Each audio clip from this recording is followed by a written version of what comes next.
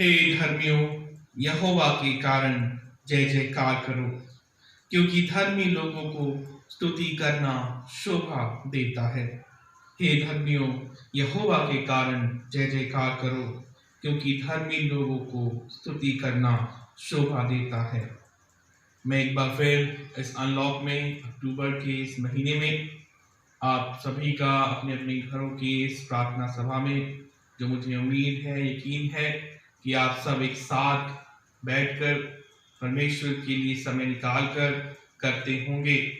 मैं Saint John church की तरफ से आप सभी का स्वागत करता हूं। आज हमारे मनन और चिंतन का विषय, जो इस पेंटिकॉस्ट के 18वें रविवार को दिया गया है, पेंटिकॉस्ट के बाद का जो आज 18वां रविवार है, उसमें हमारे मनन और चिंतन का विषय जो हमें दिया गया है वो ये है, यद्यपि हमें परीक्षा का सामना करना ही पड़ता है, तब भी यह परमेश्वर की इच्छा है कि सब प्राणी बचाए जाएं। यद्यपि हमें परीक्षा का सामना करना पड़ता है, तब भी ये परमेश्वर की इच्छा है कि सब प्राणी बचाए जाएं। Though we have to face temptations, it is God's will that all should be saved. Though we have to face temptation, it is God's will that all should be saved. आइए प्रार्थना करें। परम प्रधान ईश्वर, हम धन्यवाद करते हैं कि आप शांति देते हैं, आप मन में हृदय देते हैं, धैर्य उत्पन्न कराने की ताकत देते हैं। प्रभु, जिस तरह से आपने मार्च से अब तक हमें संभाला, प्रभु जी, हम धन्यवाद करते हैं उन खानों के लिए, उन तमाम चीज़ों के लिए जिसके हम लायक ना हैं, लेकिन आपने बड़ी दयालुता से, बड़ी ईमानदारी से अपना हाथ नहीं रोका है। हे ईश्वर, हम आपका धन्यवाद करने आए हैं। पिता परमेश्वर, क्या आपने हमारे कुटुंबियों को, हमारे परिवारजनों, सदस्यों को संभाल के रखा है। हम आपका धन्यवाद करते हैं। हमारे घर के बुजुर्गों को आपने दिए कि वो तेरे वचनों से हमें सिखाएं, हमें वचन दिए कि हम अपने बच्चों को सिखाएं। पिता परमेश्वर, आपने इस मोबाइल के माध्यम से, इस टेक्नोलॉजी के माध्यम से चाहा कि परमेश्वर हम इसी के द्वारा तेरे वचन को सुने और पिता आनंद का फल लाएं। हे ईश्वर, हम प्रार्थना करते हैं इस महामारी के अंत के लिए। पिता, जब एक दूसरे से अलगाव हो गया है, एक दूसरे को ना देख पाने की कुंठा है और पिता एक दूसरे से ना मिल पाने की हताशा है, पिता परमेश्वर, हम आपसे विनती करते हैं कि आप हमारी प्रार्थना को पिता सुने और दया से अपने भवन में आने की आज्ञा दें। और प्रभु जी, हम एक दूसरे से जब मिलें, हम बीमारी नहीं बल्कि चंगाई फैलाने वाले बने। हम पिता पश्चाताप करते हैं इस मानव जाति की ओर से, हमारे भारत की ओर से, पूरे विश्व की ओर से कि ये बीमारियां उत्पन्न होती है। हम अपने ही लोग के कारण पाप में फंस जाते हैं और आप हमसे मुंह छुपा लेते हैं। पिता, हमें लालचीपन से, व्यर्थ की बातें और ठट्टा करने से बचाइए और खासकर हमारे देश में हो रही आपराधिक मामलों की बढ़ोतरी को कम कीजिए। हाथरस जैसे कई इंसिडेंट्स में पिता, उन मासूम बच्चियों के साथ रहिए कि वो सुरक्षित महसूस करें। हमारे भाईजनों के लिए पिता, हमारे लोगों के लिए हम उनके मन के हृदय की परिवर्तन की प्रार्थना करते हैं कि वह हर बहन बेटी बच्चों के लिए पिता, प्रभु जी, एक शिकार के रूप में नहीं बल्कि अपने परिवार के रूप के सदस्य के देखें। और प्रभु जी, आप न्याय संगत परमेश्वर हैं। जो भुखमरी पिता हमारी अर्थव्यवस्था की वजह से बिगड़ गई है, पिता उसे आप संभालते हैं। आप बिगाड़ने वाले नहीं, आप सुधारने वाले परमेश्वर हैं। हम अपने भारत के तमाम उन चीज़ों के लिए प्रार्थना करते हैं जो अधिकारी हैं पिता, हमारी संसद के, हमारी कैबिनेट के, हमारी भारत की सरकारों के लिए प्रार्थना करते हैं पिता, जो भी वो न्याय से फैसला करें पिता, वो भारत के हर एक सदस्य के लिए पिता आत्मिक रूप से, भौतिक रूप से, संसारिक रूप से, आधिकारिक रूप से स्वतंत्रता लाने वाला हो। हे प्रभु जी, हम प्रार्थना करते हैं हमारी न्यायपालिका के लिए, पिता परमेश्वर कि आप उस न्यायपालिका की में विराजमान होइए, कि जब भी पिता न्याय का हनन हो आप उसमें विराजमान हो, और पिता परमेश्वर न्यायपालिका को सुचारू रूप से आत्मिक दीजिए। धार्मिक पिता परमेश्वर उन बातों के लिए कि पिता दयावान करने पाए। पिता परमेश्वर हमारे भारत के तमाम राज्यों के लिए, और खासकर जहाँ कोविड-19 बढ़ रहा है, उन तमाम रेड जोन्स के लिए हम प्रार्थना करते हैं कि आप पिता अपना लहू छिड़कें। जिस तरह आपने हमें संभाला है, आप उन परिवारों को भी संभालें, उन स्टेट्स को संभालें, और पिता परमेश्वर होने दीजिए कि हमारे देश फिर से एक उन्नति और एक पिता एकता में बढ़ता जाए, और पिता कोई मारकाट ना हो, बल्कि पिता शांति में भाईचारे के साथ हम एक दूसरे की उन्नति के साथ बढ़ते जाएं।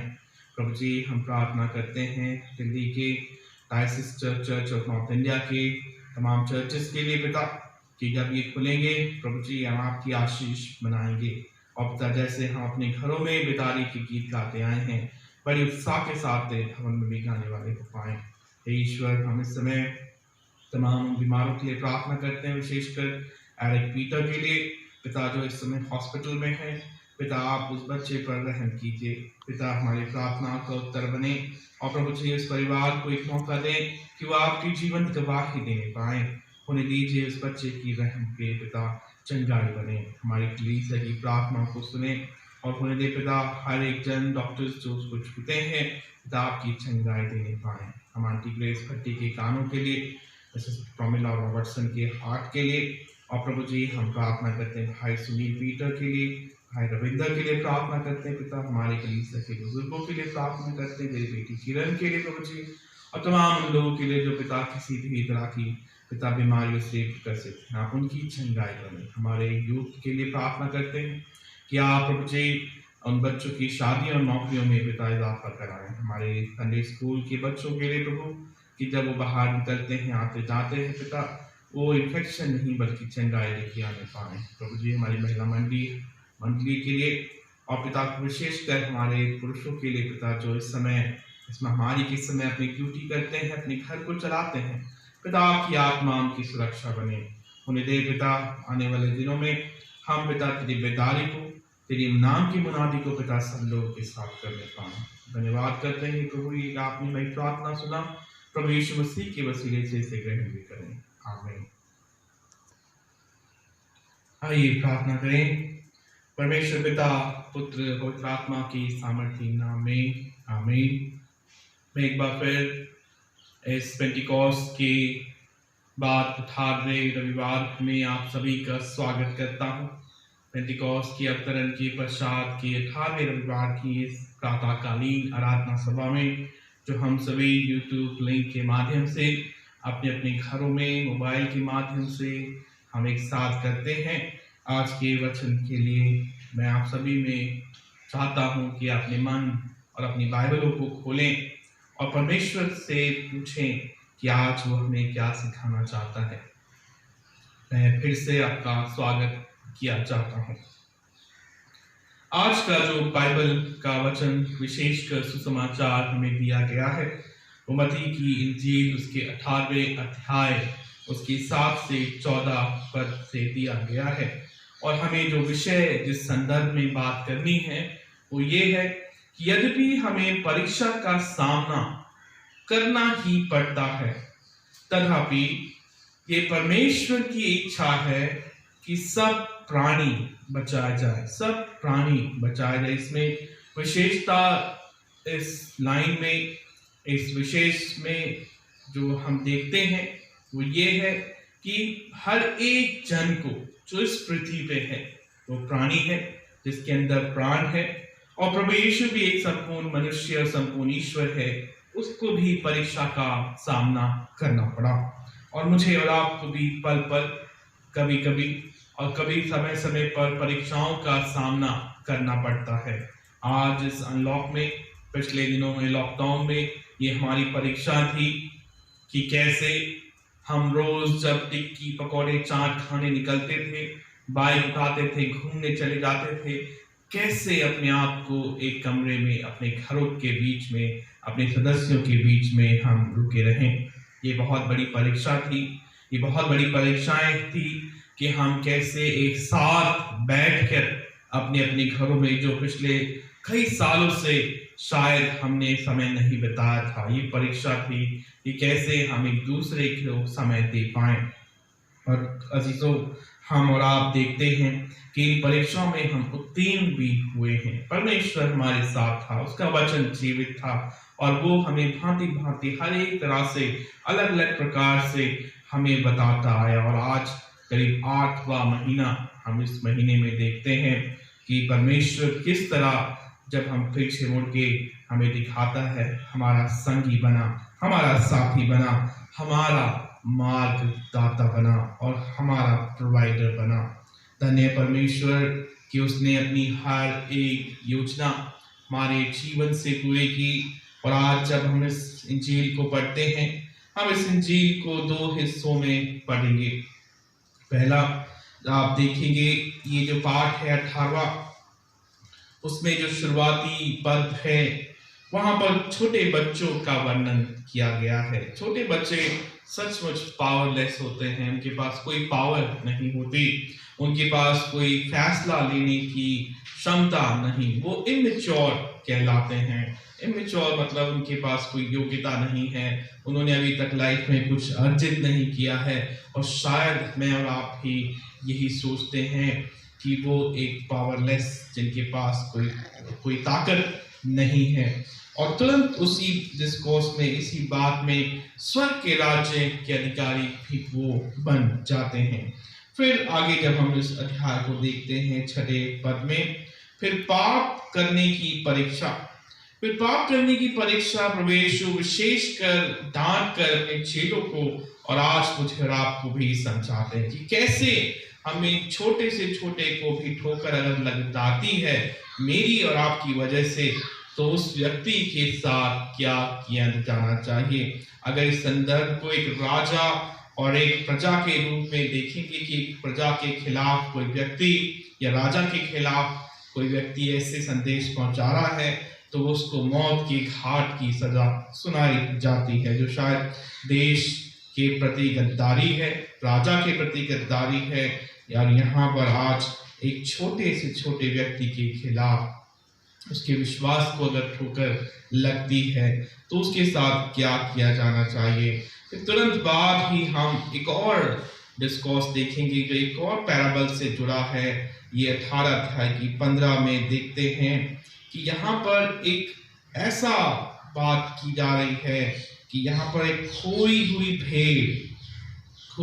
भेड़ का एक दृष्टांत बीच में दिया गया है। अजीजों, बाइबल जो है वो ऐसे ही नहीं लिखी है।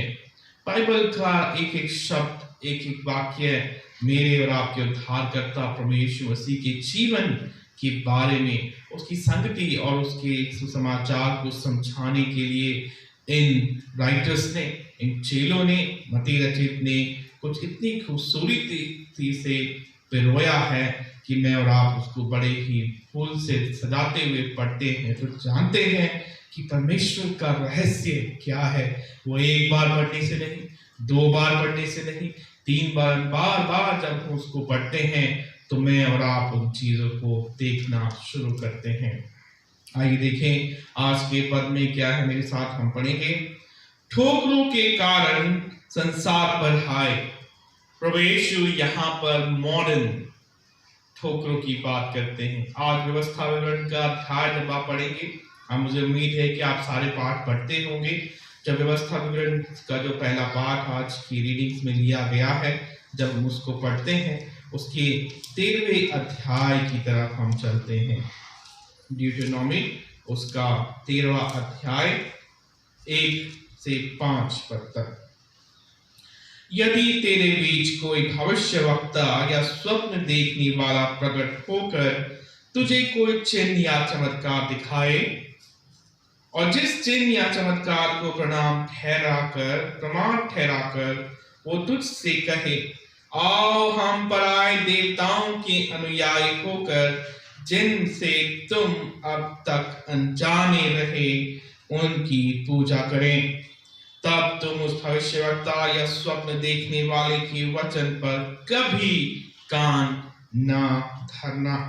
मूसा नबी ने ये व्यवस्था विवरण में इस्राएली कौम को समझाया, जताया, और आज भी परमेश्वर वार्निंग देता है। मेरे और आपके लिए शायद कोरोना महामारी एक वार्निंग है, to turn back to Lord. परमेश्वर के पास लौट आए, परमेश्वर की इबादत करने लौट आए, परमेश्वर की खूबसूरत बनाई हुई इस पृथ्वी को वापस उसके जैसी लौटाएं। मैंने और आपने खनन करते करते, पेड़ कटाई करते करते, पानी को दूषित करते करते परमेश्वर की सुंदर कृति को बदसूरत बनाने में कसर नहीं छोड़ी। अजीजों, ऐसा नहीं है कि कोई ऊपर से या शैतान आके हमारे को बरगलाता है और हम 1 एकड़ नहीं 2 एकड़ की जमीनों में अपने अपनी काम करते हैं। नहीं, ये मेरे और आपका लालच है, मेरे और आपका प्रलोभन है कि हमें ये मिल जाए, हमें वो मिल जाए, और हम इतनी क्षति इस पृथ्वी की कर देते हैं कि ग्लोबल वार्मिंग क्या है? ग्लोबल वार्मिंग वो है कि हमारे जो ग्लेशियर्स हैं, हमारे जो पहाड़, जो पर्वतीय श्रृंखला, जिसमें सदा जो हिमालय पर्वत श्रृंखला है जिसमें बर्फ रहती है, उत्तरी और पूर्वी ध्रुवों में जो सदा बर्फ से ढके रहते हैं, आज वो ग्लेशियर पिघल रहे हैं अजीजों। और वो इसलिए पिघल रहे हैं क्योंकि ओजोन पर लेयर में बहुत बड़ा छेद है। और वो क्यों छेद है? क्योंकि मैंने और आपने घरों में, अपनी ऐश आराम की चीजों में बहुत सारे ऐसे कीटनाशकों का, बहुत सारे ऐसे लिक्विड्स का, बहुत सारे ऐसे हानिकारक पदार्थों का इस्तेमाल करना शुरू किया है। ऐसे से बढ़ाकर कार्बन डाइऑक्साइड और बहुत सारी मीथेन गैसों का बहुत सारा इस्तेमाल किया है। वो हमारे वायुमंडल को भेदता है और हम इस परमेश्वर की बनाई खूबसूरत पृथ्वी को नाश किए जाते हैं। क्यों नाश किए जाते हैं? ये मेरे और आप खुद के अंदर जानिए। हम प्लास्टिक का सामान खरीदते हैं और बाहर कूड़े में डाल देते हैं, वो नालियों में कचरा भर जाता है, वो बाढ़ के कारण बनता है, वो ब्लॉकेज आ जाती है और हम सफाई नहीं करते। अभी कल ही हमने पिछले 2 अक्टूबर को गांधी जयंती मनाई हमारे देश की स्वाधीनता महापिता के लिए, और उनका बहुत अच्छा अभियान, स्वच्छता अभियान हमने देखा। लेकिन क्या आज मेरे और आपके घर स्वच्छ हैं? क्या मेरे और आपकी बाइबल स्वच्छ है? कभी कभी तो बाइबलों में धूल रहती है, घरों में धूल रहती है, और शायद मेरे और आपके दिमागों में भी धूल आ जाती है। यहाँ 13वें अध्याय व्यवस्था विवरण में हम ऐसे भविष्यवक्ताओं के बारे में सुनते हैं जो चिन्ह दिखाते हैं, जो सपने दिखाते हैं, जो सामने मैटर को दिखाते हैं और हम उसके पीछे हो लेते हैं। हालेलुया। और भूल जाते हैं कि जिस परमेश्वर ने कोठरी की हमारे उस अकेले रोनेपन की प्रार्थना को सुन लिया था, तब कोई भविष्यवक्ता नहीं था, आप और परमेश्वर अकेले ही थे। और आज बहुत सारे भविष्यवक्ताओं, नबियों की बातों में बगलाकर बाइबल पढ़ना छोड़ दिया है, वचन में बढ़ना छोड़ दिया है और अनंत की अनंत गड्ढों की ओर चले जा रहे हैं। अभी मैं ही कल एक यूट्यूब में देख रहा था, मिरेकल मनी, एक मिरेकल मनी प्रोफेट भेजते हैं। क्या मिरेकल मनी मेरे और आपके अकाउंट्स में आ सकती है? मैं ऐसी गारंटी नहीं दे सकता हूं। परमेश्वर सिर्फ देना नहीं है। हालेलुया।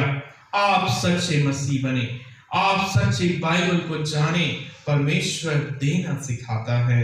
उसने इतना दिया कि अपना इकलौता पुत्र दे दिया कि जो कोई इस पर विश्वास लाए वो हानि ना बल्कि अनंत जीवन पाए। और आज मेरे और आपकी प्रार्थनाएं सिर्फ लेना है। मेरे बेटे की शादी हो जाए, मेरा घर बन जाए, मेरी कार आ जाए, मेरा ये हो जाए, और तब मैं विश्वास करूंगा, करूंगी। हालेलुया। परमेश्वर आपसे चाहता है टू गिव योरसेल्फ। अपने आप को दीजिए, परमेश्वर को दीजिए, परमेश्वर को हाथों में अपने आप को दीजिए, वो चलाएंगे। परमेश्वर सिर्फ लेना ही नहीं है। अगर हम सिर्फ लेना ही जानते हैं तो शायद अभी तक हमने यीशु मसीह को, परमेश्वर पवित्र आत्मा को जाना नहीं है। अगर परमेश्वर लेता तो अपने बेटे को क्यों हमें देता? अगर परमेश्वर सिर्फ लेने ही जानते हैं तो अपने बेटे को बलिदान करने क्यों भेजता? क्योंकि तुम्हारा परमेश्वर यहोवा तुम्हारी परीक्षा लेगा।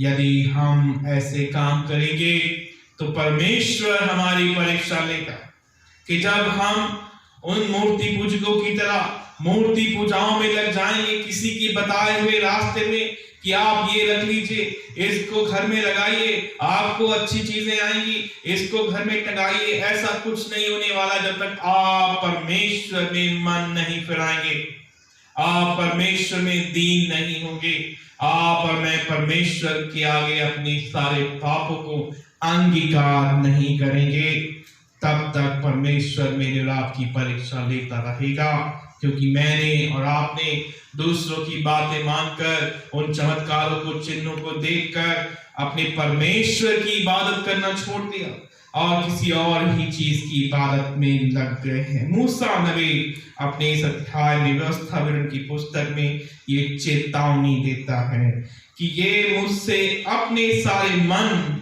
और सारे प्राण के साथ प्रेम रखते हैं या नहीं। Why do we have temptation? मेरे और आपकी परीक्षा क्यों होती और कईयों की तो बार बार होती है? क्या उत्तर है? देखिए, मूसा नबी यहां लिखता है, तब तुम उन भविष्यवक्ताओं या स्वप्न देखने के वचन पर कभी कान ना लगाना, क्योंकि तुम्हारा परमेश्वर यहोवा तुम्हारी परीक्षा लेगा। और वो क्यों परीक्षा लेगा? कि वो जानना चाहेगा कि संपूर्ण प्राण, संपूर्ण मन, संपूर्ण बुद्धि और संपूर्ण शक्ति से मुझसे प्रेम करते हो कि नहीं। हालेलुया। और यही प्रार्थना, यही आज्ञा यीशु मसीह ने नए नियम में अपने लोगों को, आप और मुझे, अपनी कलीसिया को, पत्रस को और उस अर्ली चर्च को दी कि अपने परमेश्वर को संपूर्ण प्राण, संपूर्ण बुद्धि, संपूर्ण शक्ति और प्रेम, हृदय से प्रेम करना। और दूसरी आज्ञा ये कि अपने पड़ोसियों से अपने समान प्रेम करना। इनसे बड़ी और कोई आज्ञा नहीं।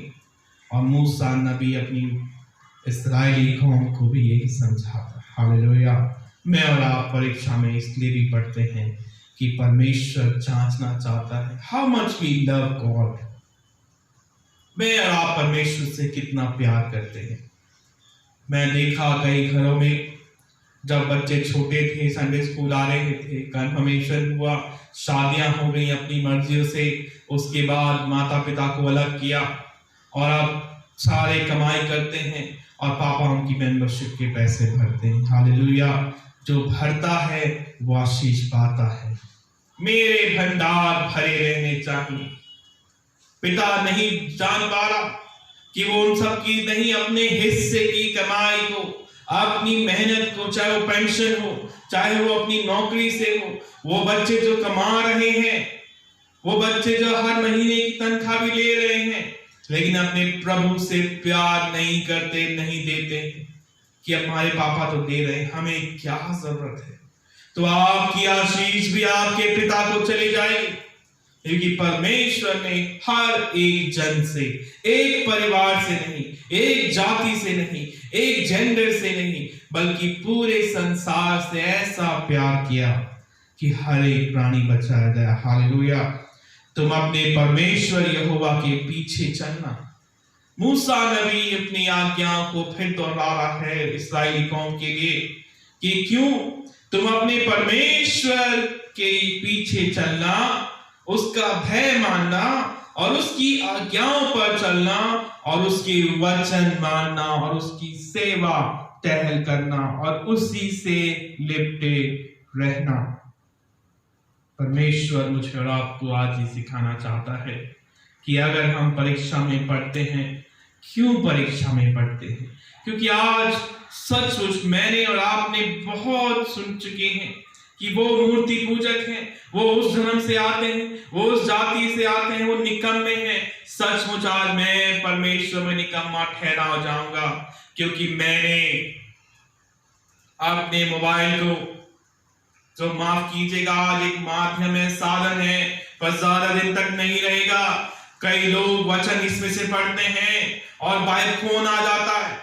जब आप बाइबल में से पढ़ेंगे तो किसी का फोन नहीं आएगा, सिर्फ प्रभु यीशु का फोन आएगा आपके लिए। हालेलुया। और पवित्र आत्मा की तार पिता से बंधी रहेगी और बात करेगी आपसे।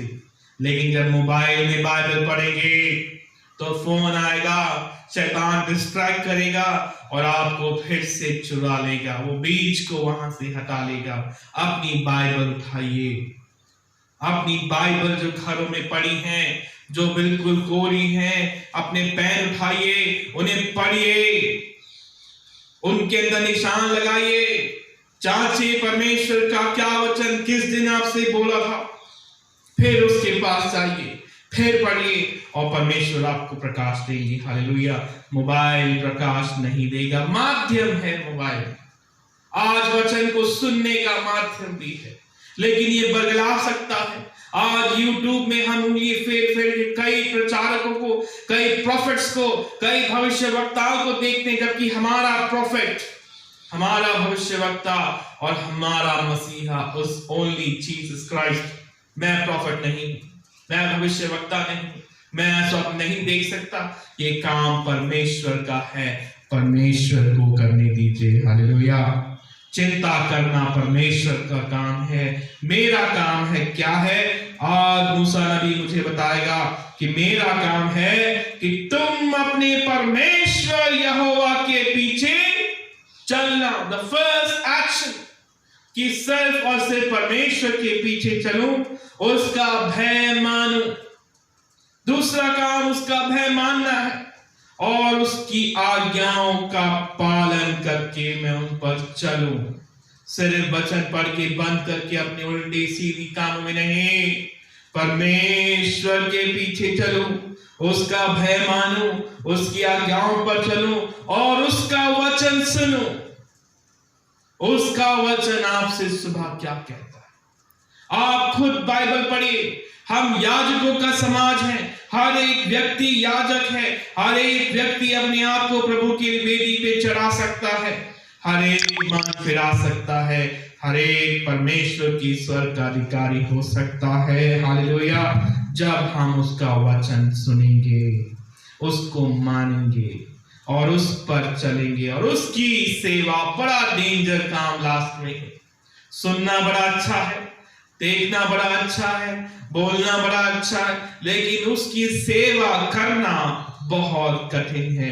यीशु मसीह इसीलिए आया कि मनुष्य बनकर सेवा कैसे करे, ईसाई फैमिली में सेवा कैसे करे, ईसाई बनके, मनुष्य बनके कैसे हम दूसरे लोगों से हम प्रभु का प्रेम बांट सकते हैं जो हमसे अलग हैं, शायद जाति में, शायद रंग में, शायद जेंडर में, और हम उनसे प्यार कैसे कर सकते हैं? हम ऐसे प्यार कर सकते हैं कि अपने पड़ोसी को अपने समान प्यार करना। अब वो पड़ोसी कौन? जो आपके साथ है। आपकी पत्नी हो सकती है, आपके ससुराल वाले हो सकते हैं, आपके घर वाले हो सकते हैं, आपके पति हो सकते हैं और आपके दोस्त हो सकते हैं।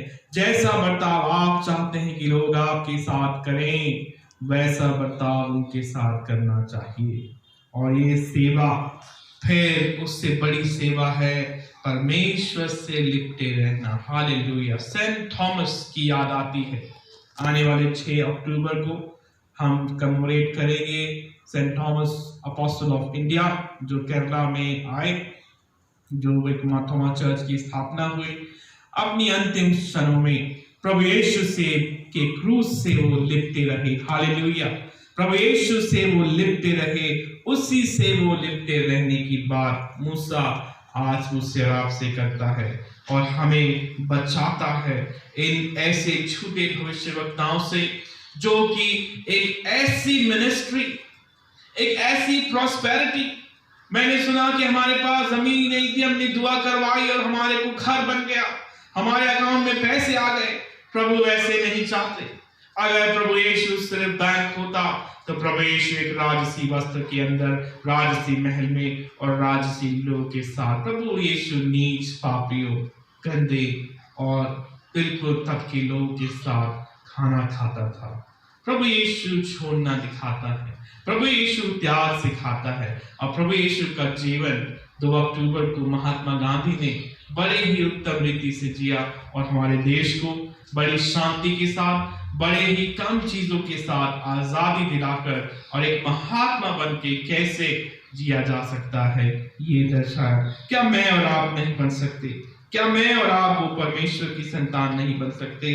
आज मत्ती की इंजील में जब हम फिर वापस आते हैं हम यही पाते हैं कि यहाँ पर ये जो वार्तालाप है इसको डिस्कोर्स कहा जाता है। ये क्या चौथा डिस्कोर्स मत्ती की इंजील के इस 18वें अध्याय में हम देखते हैं। और यहाँ पर क्या देखते हैं कि कैसे समुदाय, कैसे समाज आज भटकी हुई भेड़ के बारे में बात करें या फिर उस व्यक्ति के बारे में जो हमें खोने को मजबूर करता है। दोनों में विरोधाभास है। पहले अगर 6 से हम 9 पद को देखते हैं, पर जो कोई इन छोटों में से मुझ पर विश्वास करते हैं एक को ठोकर खिलाएगा, उसके लिए भला होता कि बड़ी चक्की का पाट उसके गले में लटकाया जाता और गहरे समुद्र में डुबाया जाता।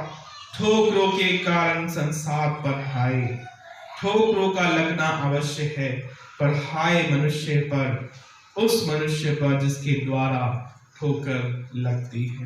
बहुत सिंपल चीज है। मैं और आप शायद कभी कभी जाने में भूल जाते हैं। हम एक बड़े परिवार के रूप में रहते हैं और कभी कभी हमारे उस बड़े परिवार में कुछ की आय कम होती है, दूसरों की ज्यादा होती है। और हमारी कलीसिया में भी ऐसा होता है, कईयों की इनकम अच्छी है, कईयों की नहीं है। लेकिन जिनकी बहुत अच्छी इनकम है वो उन जो कम इनकम वाले हैं उनकी ठोकर का कारण कैसे बन जाते हैं? ऐसे बन जाते हैं जब बड़ा दिन आता है, क्रिसमस आता है, ईस्टर आता है, वो बहुत सुंदर सुंदर राजसी वस्त्र पहनते हैं और वो अपने आप को महान समझते हैं, या मैं अपने आप को बहुत सुंदर समझता हूँ और फिर उसका बखान करते नहीं थकता हूँ। और जो व्यक्ति कमजोर है, निम्न आय का है, वो कमजोरी में अपनी हालत की खराबी में उस कमाई को नहीं कर पाया और खर्चा नहीं कर पाया। ऐसा नहीं कि वो गरीब ज्यादा है, शायद जरूरी नहीं है। ये क्रिसमस सिर्फ कपड़ों से, ईस्टर सिर्फ कपड़ों से और खर्चीलों से मनाया जाता है। इस साल हमने देख लिया है कि हमारे पैसे भी धरे रह गए, हमारी शॉपिंग भी धरी रह गई, हमारे पर्व भी धरे रह गए। बचा कौन? परमेश्वर का जीवित वचन मेरे और आपके साथ में। वो क्या सिखाता है? हमें देना। और शायद वो प्रलोभन के कारण एक दूसरे में हमेशा खाई रहती थी, आज वो खाई नहीं है। आज हम सब बंद हैं, हम सब अपने घरों में एक साथ हैं। हमारे कपड़े कोई नहीं देख रहा, हमारे कपड़े जेवर हमारे कोई हमें अच्छा नहीं कह रहा, बुरा नहीं कह रहा। आज हम सिर्फ अपने ही फैमिली में रह गए।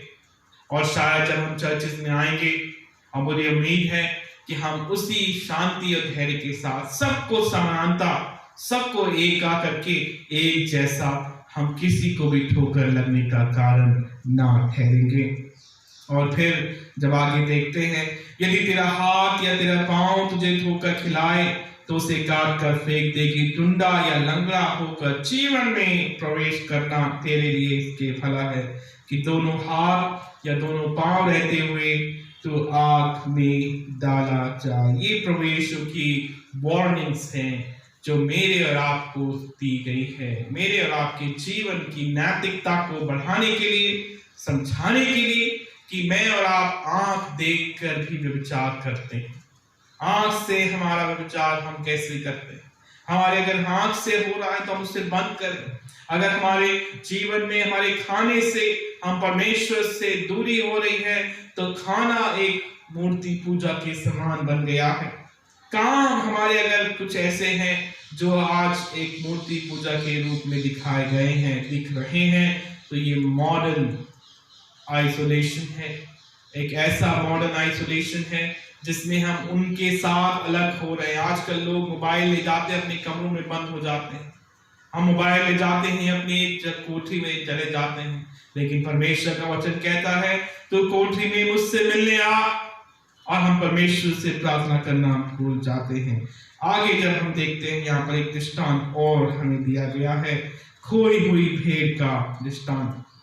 देखो, तुम इन छोटों में से किसी को तुच्छ न जानना, क्योंकि मैं तुमसे कहता हूं कि स्वर्ग में उनके दूत मेरे स्वर्ग के पिता का मुंह देखते हैं। हालेलुया।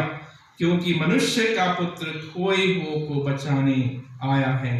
आज भारत समाज में आप और मेरी ना पढ़ाई करने की कमजोरियों से, ऊंचे पदों पे ना जाने से कितनी अन्याय हो रहा है।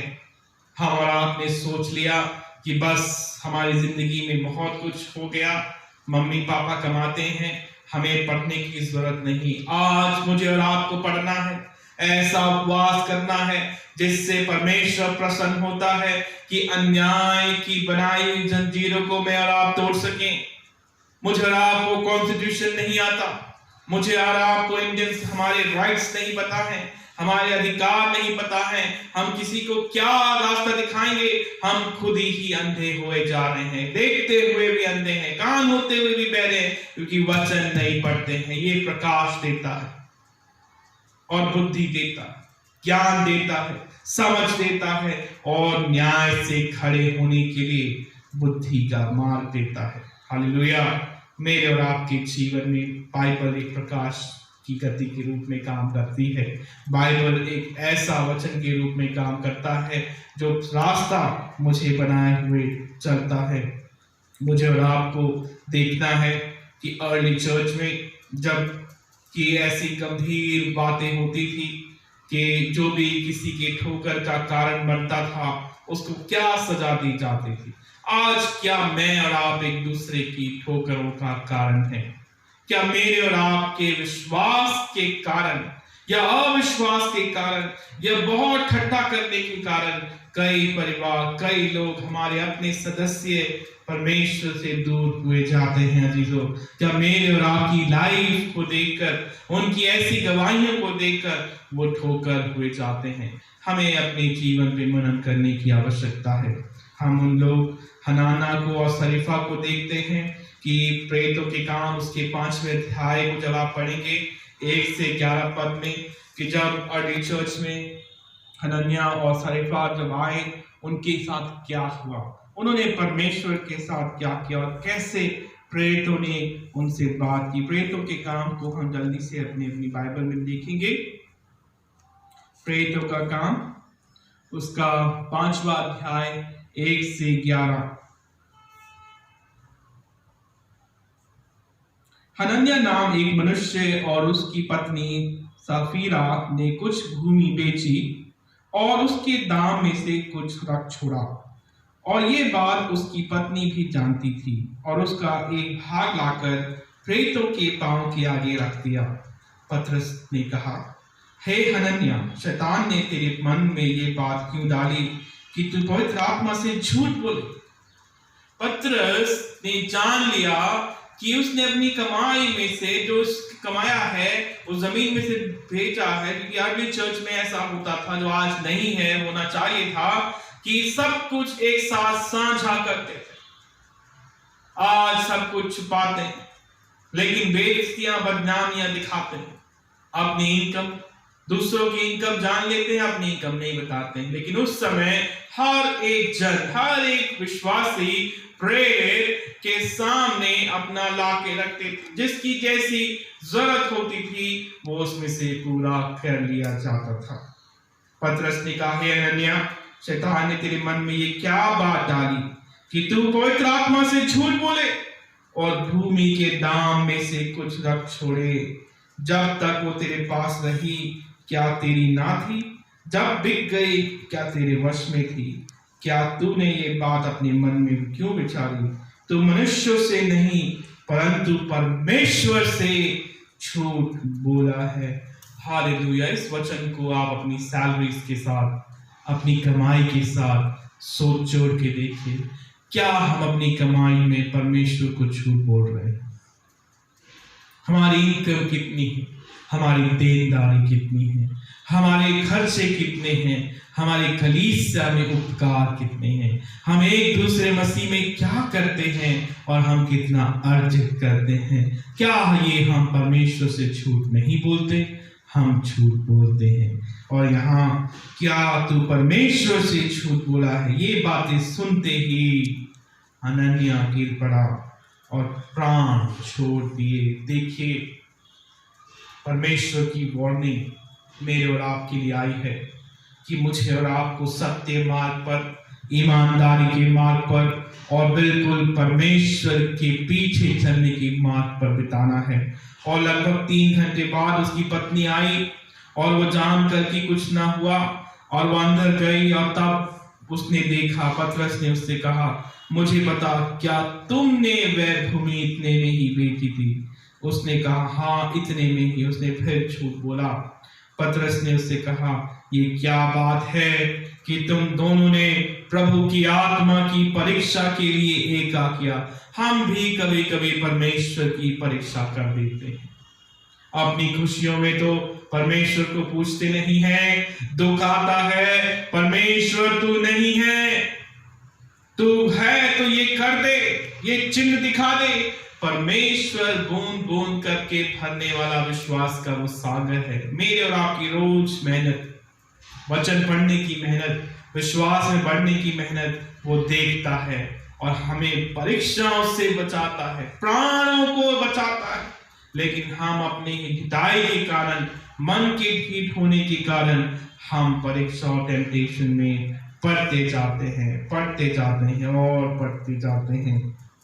और फिर देखा तेरे पति गाड़ने वाले द्वार पर ही खड़े हैं और तुझे भी बाहर ले जाएंगे। तब वह तुरंत उसके पांव पर गिरी और प्राण छोड़ दिए। हनन्याह और साफीरा का ये अंत। परमेश्वर से झूठ बोलना, परमेश्वर के खिलाफ काम करना, परमेश्वर के जो हुजूरी में नहीं आते हैं, परमेश्वर उनसे अपना चेहरा छुपाते हैं। परमेश्वर के सम्मुख आइए, मेरे और आप में मनों को दीन कीजिए और हम अपनी अपनी इंडिविजुअल परेशानियों को परमेश्वर के सामने रखें। परमेश्वर उन्हें दूर करेंगे। परमेश्वर खेदित मन और नम्र मनों के साथ रहता है। परमेश्वर मेरे और आपके साथ भी रहना चाहता है। परमेश्वर मुझे और आपको बचाना चाहता है। लेकिन क्या आज ये वैल्यू मेरे और आपके साथ है? हमारा कभी कभी ऑफेंसिव बिहेवियर हो जाता है कि हम इतने ज्यादा अथॉरिटेटिव हो जाते हैं कि हम वचन को अपने हिसाब से, हम बाइबल को अपने हिसाब से और अपनी बढ़ोतरी के लिए परमेश्वर को नीचा कर देते हैं। लेकिन यीशु मसीह ने अपने पिता को कभी भी नीचे नहीं किया। मैं अपनी इच्छा नहीं, परमेश्वर अपने पिता में भेजने वाले की इच्छा को पूरी करने आया हूं। आज मेरे और आपके सामने सवाल है, if I die what I will take? अगर मैं मरता हूं, मैं क्या ले जाऊंगा? क्या ये प्रॉपर्टी, क्या ये कार, क्या ये बाइक, क्या ये घर, क्या ये पत्नी, क्या ये बच्चे, क्या मैं अब ले जाऊंगा? This is the week meditation जिस पे मैं और आप मनन करेंगे कि मैं अगर मरा तो मैं क्या ले जाऊंगा। हम कुछ नहीं ले जा सकते अजीजों, हमारे गाड़ने वाले कुछ ले जाने नहीं देंगे। हम सिर्फ इस शरीर को मिट्टी, राख को राख में डालेंगे। लेकिन मेरे और आपके साथ जाएंगी एक वो यादें जो हमारे पीछे रहने वाले लोग, बोलने वाले लोग वो याद करेंगे कि बहुत अच्छे काम किए। और वो यादें, वो मेमोरीज स्वर्ग में मेरे और आपके सामने आएंगी, जो उस स्वर्ग के द्वार पर मुझे और आपको अंदर घुसने के रास्ता बनाएंगी। इसीलिए मेरे और आपके बचे हुए दिन में अपने समय को परमेश्वर को दीजिए कि वो हमें परीक्षाओं में ना लाए, बल्कि बुराई से बचाए, क्योंकि राज्य, पराक्रम और महिमा सब उन्हीं का है। आइए प्रार्थना करें। परमेश्वर पिता, एक बार फिर आपका धन्यवाद करते हैं कि आपने सारे सृष्टि को बनाया, परमेश्वर हर एक चीज को बनाया, लेकिन हम मानव जाति की ओर से माफी चाहते हैं कि हमने सब कुछ बिगाड़ दिया है। पिता, ये बाढ़ प्राकृतिक नहीं है, मैंने और बहुत सारे लोगों ने नदियां काट काट कर, बांध बना कर, प्लास्टिक के इस्तेमाल करके, बहुत सारे केमिकल्स के इस्तेमाल से इस भूमि को खराब किया है। पेड़ काटे हैं, इकोलॉजी सिस्टम को खराब किया है, फूड श्रृंखला को खराब किया है, वातावरण वायुमंडल को खराब किया है। उन सब के लिए हम क्षमा चाहते हैं। पिता, आप हमसे क्रोधित ना रहें। आपने कहा मैं सदा मुकदमा ना लड़ता रहूंगा, बल्कि तुम्हें चंगा करूं। गॉड हील अवर अर्थ। परमेश्वर इस पृथ्वी को, हमारे संसार को, इस महामारी को चंगाई करें। प्रभु जी, बहुत दिन हो गए कि जब हम तेरी बेटी को ना छुपाएं, पिता उस पर भोज में ना रह पाए। प्रभु जी, विनती करते हैं पिता कि हम सब एक हो जाएं और फिर से तेरे दुल्हन पिता हर एक कलंक से दूर होकर आपसे मिलने की तैयारी करने पाए। प्रभु यीशु के नाम से मांगते हैं, आमीन।